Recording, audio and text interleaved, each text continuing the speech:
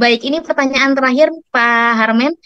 Pertanyaan yang mungkin ditunggu-tunggu juga nih Pak untuk masyarakat sekitar, masyarakat di Indonesia. Selamat pagi Bapak Ibu, saya izin bertanya, apakah tahun depan dibuka penerimaan CPNS bagi nakes dan guru dan beserta lainnya, atau hanya P3K saja? Aduh, tahun sekarang aja belum selesai ya.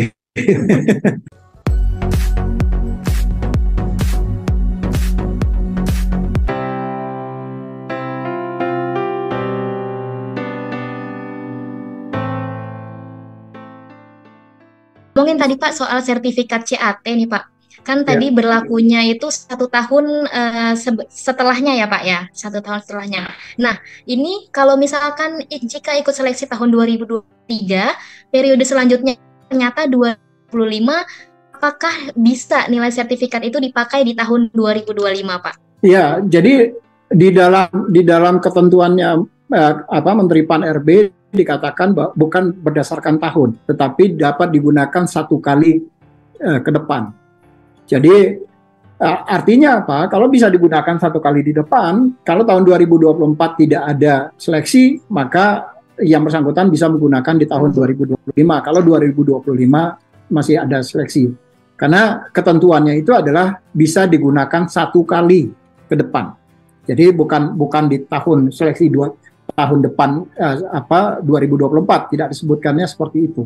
Nah, karena disebutkannya di dalam ketentuannya itu adalah dapat digunakan satu kali pelaksanaan seleksi, maka kapanpun pelaksanaan seleksi itu, kalau itu dibuka oleh pemerintah, maka dia bisa digunakan pada tahun itu.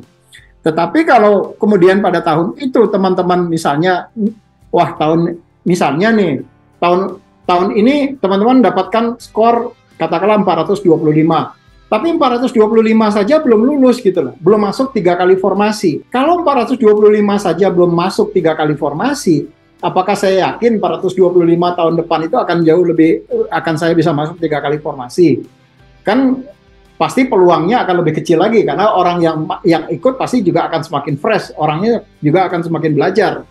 Nah, kalau 425 yakin misalnya 425-nya akan bisa masuk 3 kali formasi misalnya, ya silahkan digunakan itu. Tetapi kalau nggak yakin, ya teman-teman bisa ikut seleksi lagi. Tetapi skornya yang akan digunakan adalah skor terakhir.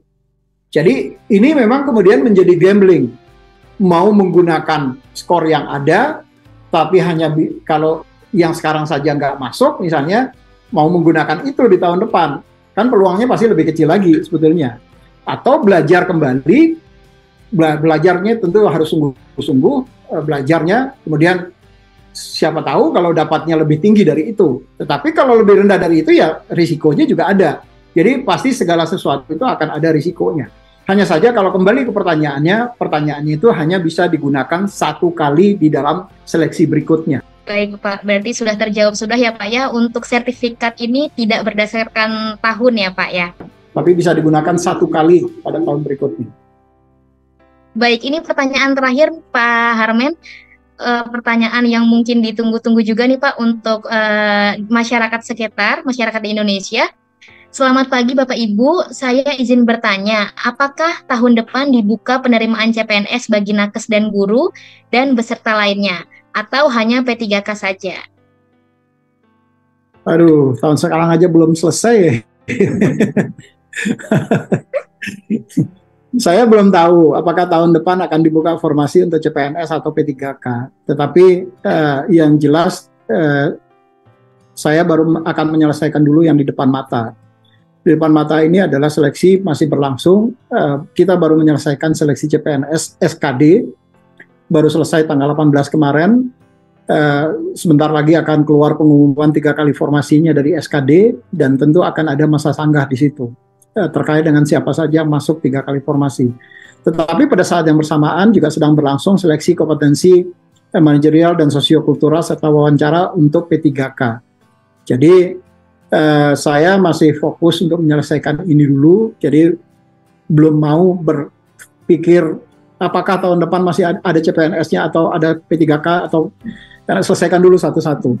Saja yang kemudian mungkin perlu saya informasikan ke depan paling tidak mungkin mulai tahun 2024 ini pelaksanaan seleksinya akan relatively fleksibel, tidak seperti sekarang atau tidak seperti sekarang dan tahun-tahun sebelumnya. Fleksibel dalam arti apa? Fleksibel dalam arti penyelenggaraan seleksi itu bisa dilakukan beberapa kali dalam 1 tahun ke depan. Apakah 2 kali, 3 kali, kita lihat. Tentu nanti akan dirumuskan bersama-sama dengan teman-teman di Panselnas, dan tentu saja juga kesiapan teman-teman di Kementerian Dikbud untuk menyiapkan soal-soal seleksinya. Karena sampai sekarang kebijakan untuk pemanfaatan materi ujian itu 1 kali pakai. Jadi kalau misalnya seleksi untuk 2023, soal-soalnya juga baru disiapkan oleh teman-teman di Dikbud untuk 2023. Jadi soalnya benar-benar soal baru semuanya. Begitu juga nanti kesiapan teman-teman Dikbud. Kalau misalnya pelaksanaan seleksi itu dilakukan secara anytime, maka tentu kesiapan soalnya juga harus siap untuk itu. Jadi banyak hal yang kemudian harus disiapkan terlebih dahulu sebelum seleksi anytime. Saja kemungkinan kebijakannya akan mengarah ke anytime itu betul besar sekali dilakukan. Jadi saya belum mau berbicara formasi apakah ada atau tidak ada, karena itu yang kedua, karena itu juga ranahnya di teman-teman di Kementerian Pan-RB. Jadi bukan BKN adalah melaksanakan kebijakan yang telah ditetapkan dengan formasi yang juga sudah ditetapkan oleh teman-teman di Kementerian Pan-RB. Itu kira-kira Mbak Dila. Terima kasih. Baik, terima kasih Pak Harmen. Itu tadi untuk Bapak Ibu sekalian yang menunggu-nunggu seleksi di tahun depan. Kita tunggu aja untuk jadwal selanjutnya. Baik Bapak Ibu, tadi sudah sangat seru sekali dan menarik sekali untuk diskusi kita pada hari ini. Sebelum kita tutup, ini saya minta closing statement yang akan diberikan oleh Bapak Doni dan Bapak Suharmen. Jadi BKN sudah berubah. Tidak lagi kemudian ada sesuatu yang kemudian harus dirahasiakan, kecuali kalau memang itu sifatnya harus dirahasiakan menurut peraturan perundang-undangan. Tadi Pak Doni sudah menyampaikan, misalnya seleksi untuk apapun yang mengikuti seleksi itu harus dirahasiakan, karena orang yang menjadi intelijen itu dilindungi oleh Undang-Undang Intelijen Negara. Jadi ada yang kemudian bisa dibuka kepada publik, ada yang kemudian tidak bisa dibuka kepada publik. Tapi prinsipnya, kalau yang penyelenggaraan seleksi ini, kalau informasi yang terkait dengan yang bersangkutan, itu di BKN sekarang ini sudah terbuka sepenuhnya kepada publik, dan siapapun bisa mengikuti berapa nilai yang diperoleh oleh yang bersangkutan. Termasuk juga kemudian pada saat kalau terjadi sanggahan dari para peserta, biasanya kami juga akan membuka kepada publik setiap detik yang dilakukan. Itu manfaatnya kita menggunakan teknologi di dalam proses seleksi ini. Kita bisa tahu apa aktivitas yang dilakukan oleh setiap peserta, karena akan tercatat di dalam log activity-nya. Kapan mereka menjawab soal, kapan mereka kemudian merubah jawaban soal. Sistem juga kemudian merekam wajah yang bersangkutan pada saat. Jadi pada saat yang bersangkutan termenung atau banyakkan melamun pada saat menjawab soal, itu juga bisa dibuka semua. Seluruh aktivitas itu tercatat di dalam sistem. Itu manfaatnya kita menggunakan teknologi. BKN sudah terbuka, transparan, dihadirkan kepada publik. Siapapun bisa kemudian mengakses informasi itu. Transparansi dalam proses penerimaan aparatur sipil negara ini betul-betul bisa kita hadirkan. Yang kedua, pesan saya, BKN sudah berubah. Kita ingin betul menghadirkan seleksi bisa adil bagi semua orang.